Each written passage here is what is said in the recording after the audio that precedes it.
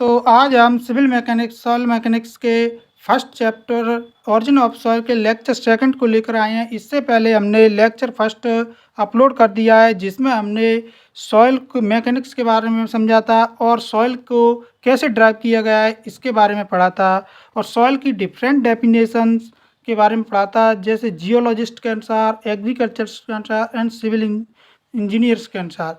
तो इसके बारे में अगर आप पढ़ना चाहते हो तो हमारा फर्स्ट लेक्चर को डिटेल में सब बताया गया है, उसको पढ़ें। और आज हम पढ़ते हैं origin of soil. Origin of soil क्या होता है? सॉइल की उत्पत्ति, यानी सॉइल की उत्पत्ति किस प्रकार हुई। तो सॉइल की उत्पत्ति वेथरिंग ऑफ रॉक्स के कारण होती है। ये वेथरिंग ऑफ रॉक्स दो प्रकार की होती है, मैकेनिकली और फिजिकली डिसइंटेग्रेशन। यानी मैकेनिकल या फिजिकल जो वेथरिंग होती है उसको डिसइंटेग्रेशन के नाम से जाना जाता है, और जो केमिकली वेथरिंग होती है उसको डिकम्पोजिशन के नाम से जाना जाता है। इसके बाद में इसको पढ़ लेते हैं। सॉइल आर फॉर्मेड यानी formed by weathering of, soil बनती कैसे है? तो weathering of rocks due to chemical और मैकेनिकल डिसइंटेग्रेशन या केमिकल डिकम्पोजिशन। इसके बाद हम जियोलॉजिकल साइकिल को समझते हैं। जियोलॉजिकल साइकिल का आंसर होता क्या है? सबसे पहले रॉक्स की वेथरिंग होती है, ट्रांसपोर्टेशन होता है, डिपोजिशन होता है, अपईवल होता है। अपईवल क्या होता है? Upward displacement of earth due to volcanic यानी ज्वालामुखी के कारण हो सकता है, या फिर अर्थक्वेक यानी भूकंप के कारण हो सकता है। इसको थोड़ा सा डायग्राम से समझते हैं। ये अर्थ के ऊपर different types of rocks available हैं। तो वेथरिंग एक्शन के कारण रॉक्स छोटे छोटे पार्टिकल्स में टूट जाती है। ये वेथरिंग है। डिफरेंट एटमॉस्फेयर फोर्स जैसे कि रेनफॉल होने के कारण इसके पार्टिकल छोटे छोटे पार्टिकल टूट जाते हैं। टूटने के कारण ये इसके नीचे ऑरिजिन इन सिचू यानी जिस स्थान पर रॉक है उसी पे जमा हो जाते हैं। इसके बाद आता है टेम्परेचर चेंज। टेम्परेचर चेंज के कारण होता क्या है? इसके पार्टिकल्स हैं वो एक दूसरे से दूर दूर जाते हैं, क्योंकि टेम्परेचर के कारण वॉल्यूम इंक्रीज होता है और पार्टिकल्स सेपरेट होने लगते हैं। और इसी के साथ होती है फ्रॉस्ट एक्शन। फ्रॉस्ट एक्शन क्या होता है? जब सॉइल के अंदर वॉइड्स होते हैं छोटे छोटे, उन वॉइड्स के अंदर वाटर होता है। जब टेम्परेचर -4 डिग्री सेल्सियस से नीचे जाता है तो वॉल्यूम इंक्रीज होता है। इंक्रीज होने के कारण पार्टिकल सेपरेट होते हैं और छोटे छोटे पार्टिकल्स बन जाते हैं सॉइल के। और फोर्थ पॉइंट होता है स्प्रेडिंग ऑफ रूट्स, यानी रॉक्स के आसपास पेड़ पौधे पाए जाते हैं।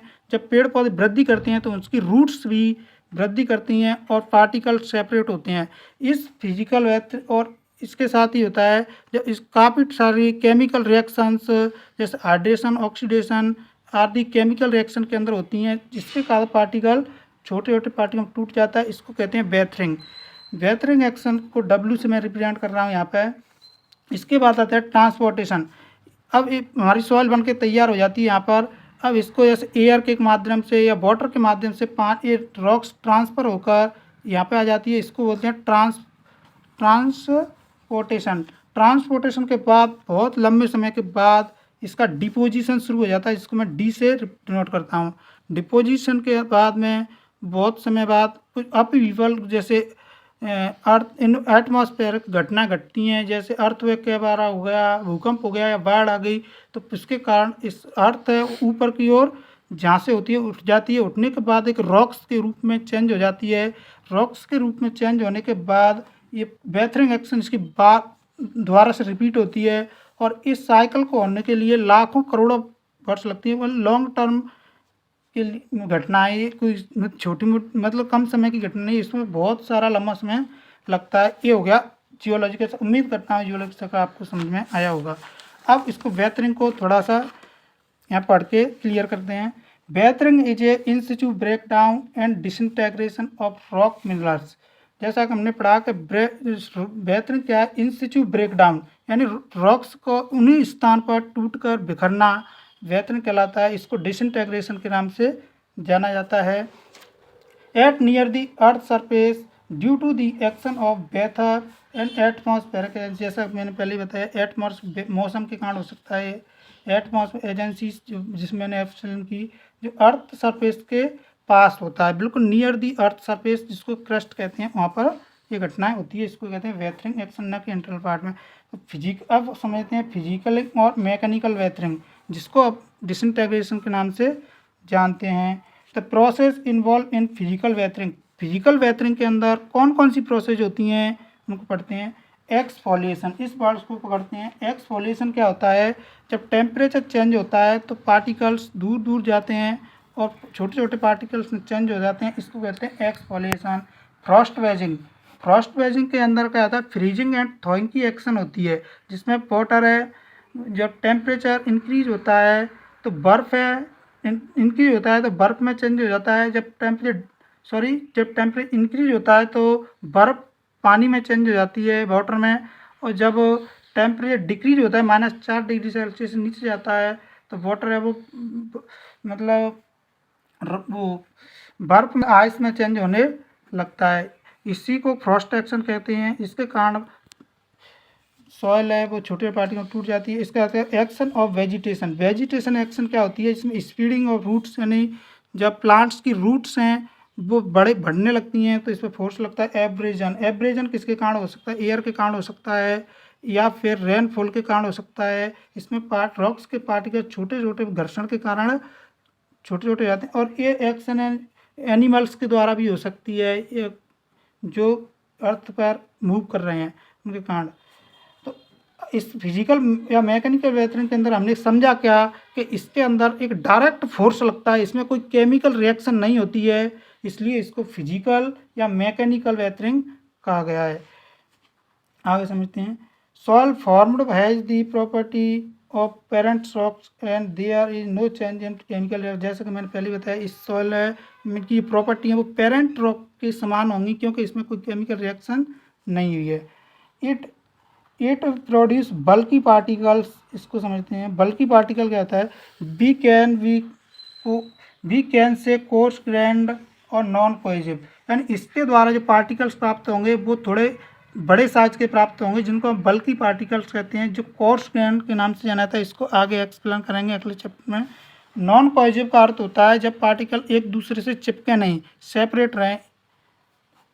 इसका एग्जाम्पल होता है ग्रेवल एंड सेंट। ग्रेवल क्या होती है, 80 mm से छोटे पार्टिकल और 4.75 mm से बड़े पार्टिकल्स को ग्रेवल कहा जाता है। सेंट क्या होता है, 4.75 mm से छोटे एंड 75 माइक्रोन से बड़े पार्टिकल को सेंट कहा जाएगा। इसको भी अगले चैप्टर में डिटेल में पढ़ेंगे।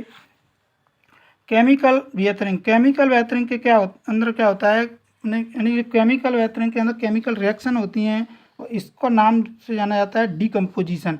डिकम्पोजिशन को हिंदी में कहते हैं अपघटन और डिसइंटीग्रेशन को हिंदी में कहते हैं विघटन, यानी पार्टिकल का विघटन होना, अपघटन होना। इस दोनों का अर्थ यही है कि छोटे छोटे पार्टिकल में टूटना।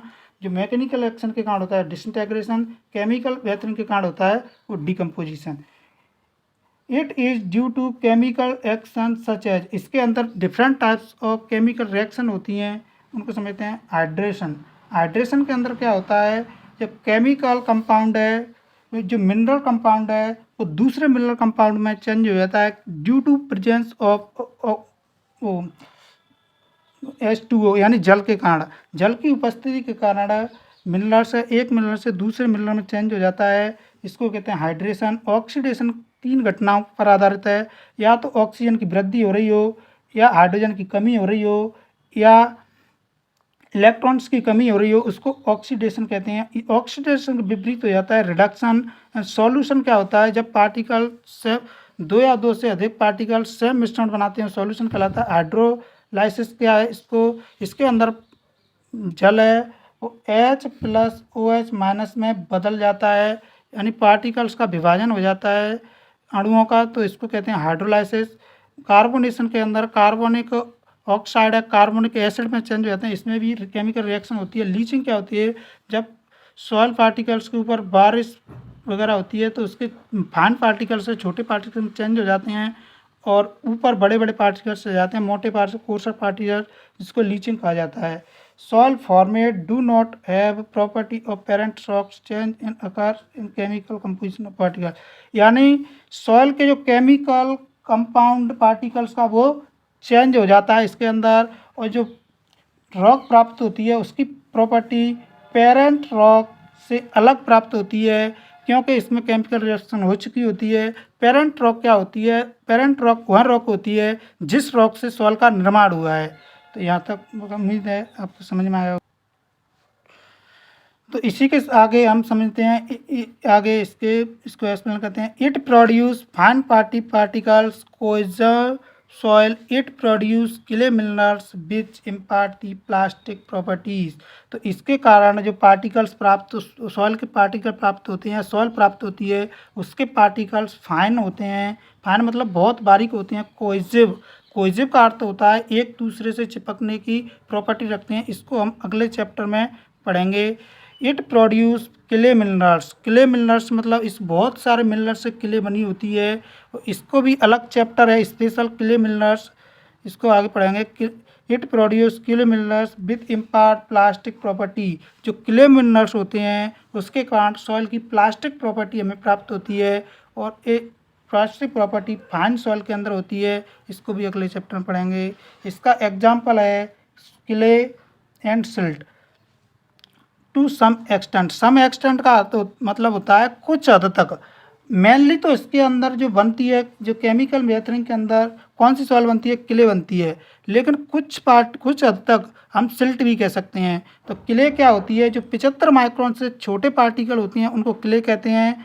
जो 75 माइक्रोन से बड़े 75 माइक्रोन से छोटे और 2 माइक्रोन से के तक के पार्टिकल को 75 माइक्रोन से 2 माइक्रोन के बीच में तो ज़्यादा सिल्ट, और 2 माइक्रोन से छोटे पार्टिकल होते हैं वो होती है क्ले। इसी के साथ हम लेक्चर कंप्लीट होता है। इसके बाद हम लेक्चर अगला लेकर आएंगे। इसके लिए थैंक यू, धन्यवाद। दोस्तों अगर आपको लेक्चर पसंद आया हो तो लाइक शेयर सब्सक्राइब ज़रूर करें और कमेंट